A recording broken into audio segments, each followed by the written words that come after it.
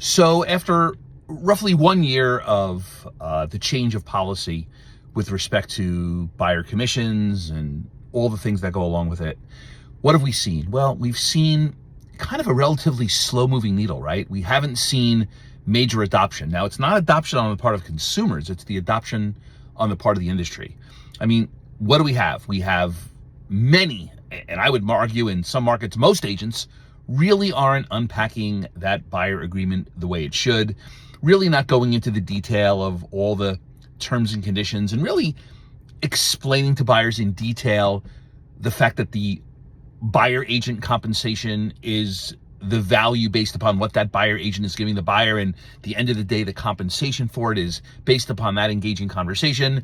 You know, a lot of buyer agents are still saying, listen, let's wait and see what the seller will pay, and I will drive my compensation based on that, which we know really isn't the spirit of what the change of policy is really all about.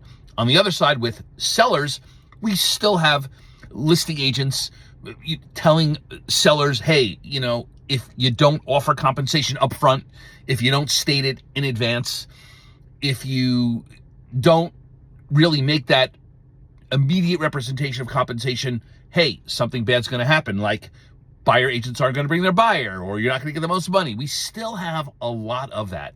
So the needle hasn't moved that much. However, you hear things from realtors like, well, nothing has changed. I mean, you've even got these influencers on there going, hey, nothing's changed, compensation hasn't changed. Well, I don't know. I think that's a pretty sad commentary, not on the part of consumers, but on the part of our industry. I mean, what is it really saying to you is that our industry is continuing to resist transparency, continuing to resist, full disclosure, to continue to resist what the change has required and holding on to the old beliefs of what matters. So why is this great news? Well, it's great news for the progressive agent. It's great news for that listing agent who wants to go into that seller home and talk about what the transparency means to them.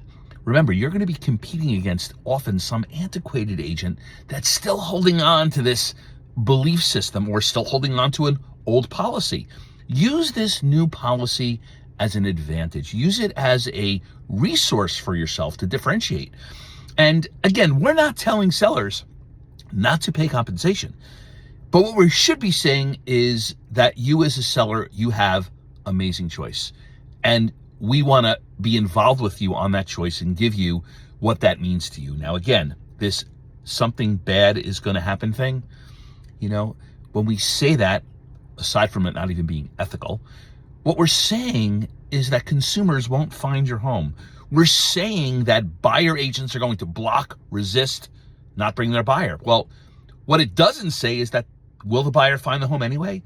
If a buyer sees the property online or anywhere else and wants to see it, and they have a conversation with a buyer's agent and they can't reconcile their compensation agreement, does the buyer have no other option? Of course they do. They can find an agent that meets their financial needs, or they can go to the listing agent and navigate that whole dual agency transaction, which I know is a whole nother, kettle of fish that everyone gets worked up about, that, dual agents can't manage both sides. It's unethical. It's a conflict. Listen, there are all kinds of conflicts, and certainly the appearance of a conflict doesn't mean there's a conflict.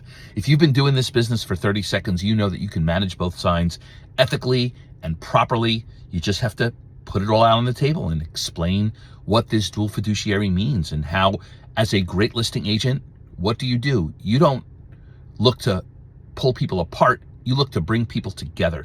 That's really the difference. Great listing agents and great dual agents, they're marriage brokers. They're not lawyers. It's a whole different perspective. So if you are a buyer agent looking to transition into becoming more of a experienced, active prospecting listing agent, this is a golden time. You've got a lot of your competition that's not there.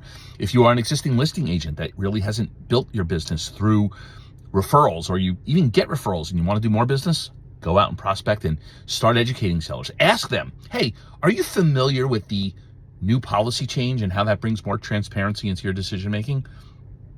You're going to hear those two famous words. What's that?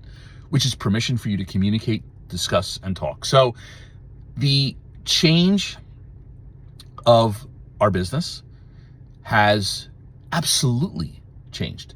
Don't buy into the fact that nothing has changed. Everything has changed. The question is, have you changed? And I look forward to hearing your results.